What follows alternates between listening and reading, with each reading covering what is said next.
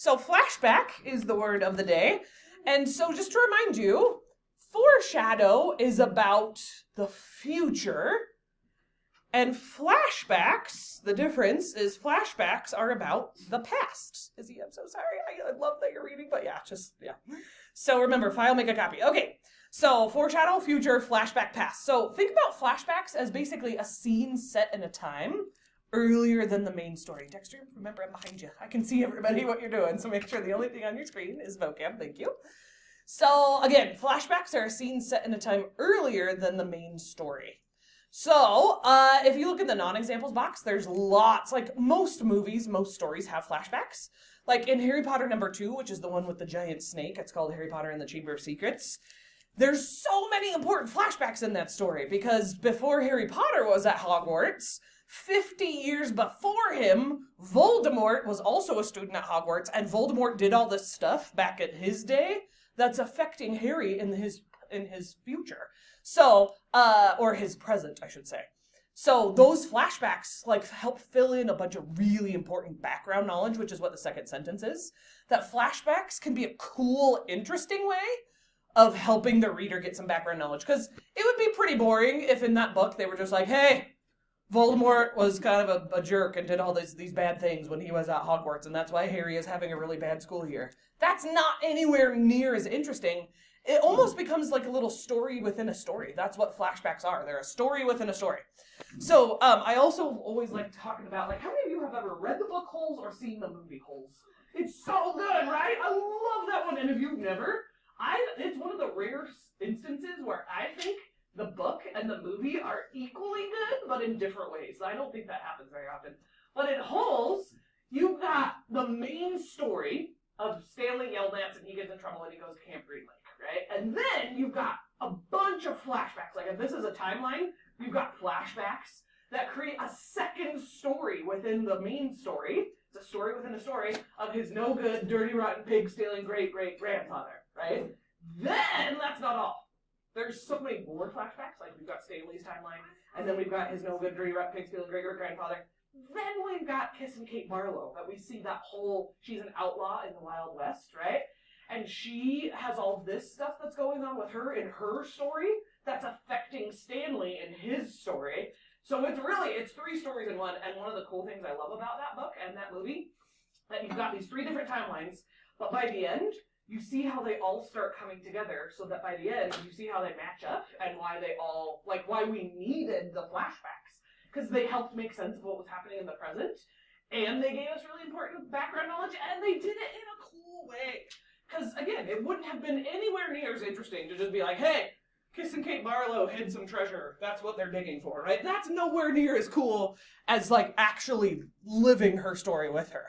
So, if you look in the examples box, in my experience, most kids know about flashbacks. They're like, yeah, Mrs. Coates, I get it. But do you know how to write one? And so, there's not one exact right way.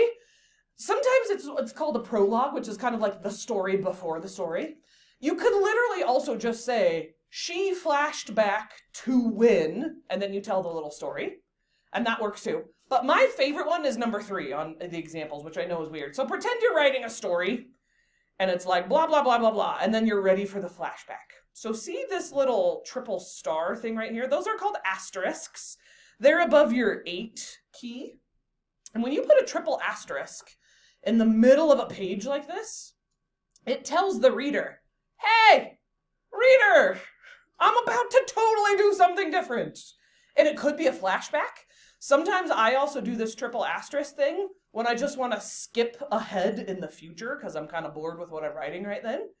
So let's pretend this was my story. Blah, blah, blah, blah, blah. Triple asterisk. I'm telling the reader I'm about to do something different. Then I tell the story within the story. So pretend these little blah, blah, blahs in the middle are my flashback. And then when I'm ready to go back to the present, then I do another triple asterisk in the middle of the page. And then I just transition back to the main story. So there's lots of ways of showing a flashback. But again, if you want the most simple way of showing a flashback, you could just be like, Bob flashed back to the time when, and then you tell the story. Yeah, Charlotte, was that a hint? Oh, okay. Okay, so while you're giving me your own example, of course there is an example And I know this one's a little sad, but it's a good flashback. This is from Toy Story 2. And if you remember, in Toy Story 2, when we first met Jessie, she was pretty mean, right? She was kind of a jerk. And this flashback is an interesting way of us seeing what happened to her to kind of make her that way. Because it wouldn't have been as interesting if they're like, hey, Jessie's a jerk because she got abandoned. That's not as intriguing for the reader as seeing the story within the story. There's a bunch of different, but like I would say like, you could say it was like the Paleolithic era, or you could Google it too. Try and Google it, yeah, because they were alive for a long time. So what they're doing here is they're setting up the relationship, right? That we see Jessie and her human got along great, no problem so far. They just transitioned there with the leaves.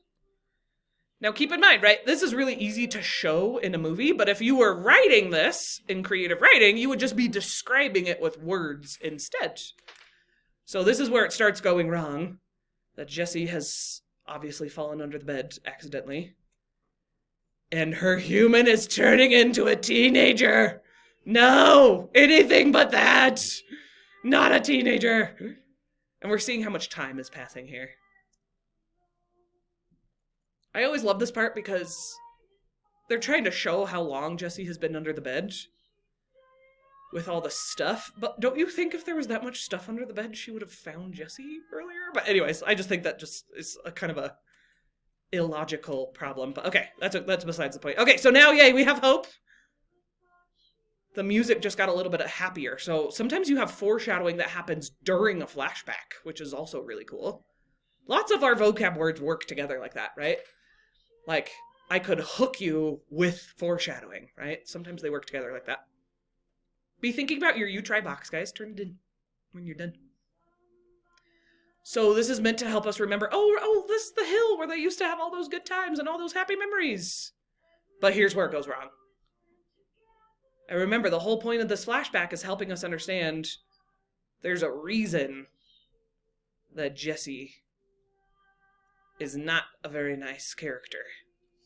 She has a hard time trusting people, right? Like when you get abandoned, like, yeah, obviously that's going to give you trust issues. And you can see that right there, that moment that she was telling Woody that story, but we, the audience, were seeing the story. So again, when you're doing it in creative writing, you're just thinking of it as a story within a story. Okay, let's hear just a couple of examples. Kaden B, what's your example?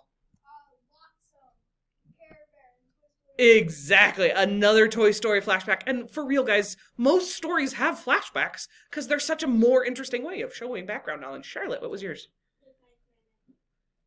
Specifically what? Because yes, I agree. Uh-huh. Yeah. Yes. Yep. Exactly. So, and you could almost argue that that was a flashback and foreshadowing, right? Like it's all happening at the same time. Luke B, what was yours? Dinosaurs! Can you be more specific? Because I agree, but what about them? So like maybe if you're like writing a story, right? And like somebody like finds a fossil, then you could flash back and like tell the little story of the story of like what happened to that dinosaur. Why is that fossil there? Exactly. Kiki. Yeah. Yep, which is like a romance one. Yeah, and so there's lots of flashbacks because we see how they fell in love, right? That's a really common kind of flashback. Yeah, good. Sarah, last one. Kissing Kate Barlow. I love those flashbacks. Yeah, because especially it's also this cool kind of comparison, right? Because Stanley lives in like modern times.